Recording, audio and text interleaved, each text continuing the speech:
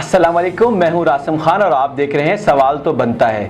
سوال بنتا ہے آج کے ایم کیو ایم پاکستان نے اپنے ڈپٹی کنوینر کامران ٹیسوری کو سندھ کا گورنر نامزد کیا اور پھر انہیں صدر پاکستان نے گورنر بنا لیا۔ آپ یہ کہہ سکتے ہیں کہ قسمت کسی پہ مہربان ہو تو اس کا وقت بدلتے ٹائم نہیں لگتا۔ آج کا سوال ہے کہ کامران ٹیسوری گورنر سندھ بننے کے اہل تھے؟ کیا ایم کیو ایم کے کارکنان اور شہداء کا خون اتنا سستا تھا کہ کل کے آئے ہوئے کامران ٹیسوری کو ایم کیو ایم پاکستان نے گورنر نامزد کر دیا؟ سوال تو بنتا ہے کہ کیا بانی ایم کیو ایم کے ہوتے ہوئے Kamran Tessori M Q M Pakistan کے گورنرشپ کے لیے نامزد امیدوار ہو سکتے تھے؟ سوال بنتا ہے کہ ایم کیو ایم میں کوئی بھی کل کا آیا ہوا آدمی کسی بھی بڑے عہدے کے لیے اہل ہو سکتا ہے؟ سوال تو بنتا ہے کہ کیا ایم کیو ایم کے موجودہ کارکنان ایم کیو ایم کے رابطہ کمیٹی کے اس فیصلے کو قبول کریں گے؟ اگر قبول کریں گے تو کس حد تک کریں گے؟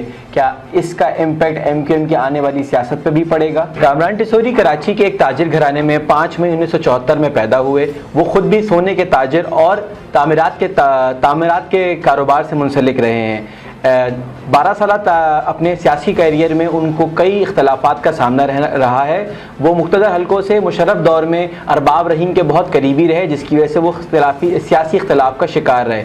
اس کے بعد انہوں نے مسلم لیگ فنکشنل جوائن کی، جس میں ان کی سیاسی دال کو زیادہ نہیں گلی اور بہت جلدی انہوں نے وہ بھی چھوڑ دیا۔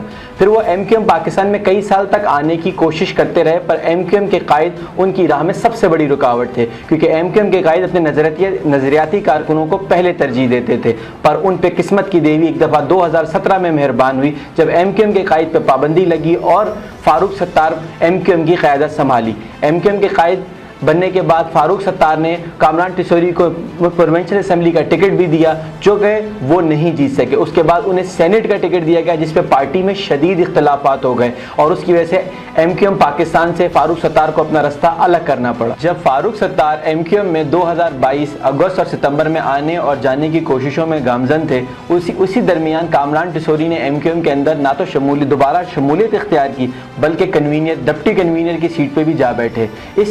ان کے اس فیصلے کے بعد ایم کیو ایم میں شدید اختلافات پایا گیا اور ایم کیو ایم رابطہ کمیٹی کے کئی ممبروں نے کھل کے اس بات کی مخالفت کی۔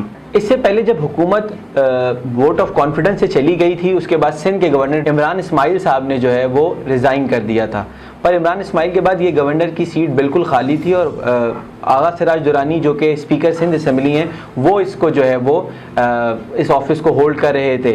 پر جب ایم کیو ایم حکومت کا حصہ بنی تو کہا یہی جا رہا تھا کہ ایم کیو ایم کے کچھ عظیم نام اور پرانے نام اس میں گورنرشپ کے لیے لیے گئے۔ 5 نظریاتی کارکنان کا نام دیا گیا، پر اس دوران کچھ دنوں پہلے جب Kamran Tessori M Q M میں شمولیت کی تو رابطہ کمیٹی میں بھی فیصلہ ہوا کہ کامران ٹیسوری صاحب کو وہ گورنر بنایا جائے گا۔ اب اس کے بعد ایم کیو ایم کے کارکنان اور ایم کیو ایم کے پرانے ساتھی جنہوں نے قربانیاں دی ہیں، وہ اس فیصلے کو کیسے دیکھتے ہیں اور کامران ٹیسوری کو ایم کیو ایم کس حد تک، جو ایم کیو ایم کے کارکنان ہیں وہ کس حد تک قبول کرتے ہیں، یہ تو آنے والا وقت ہی بتائے گا۔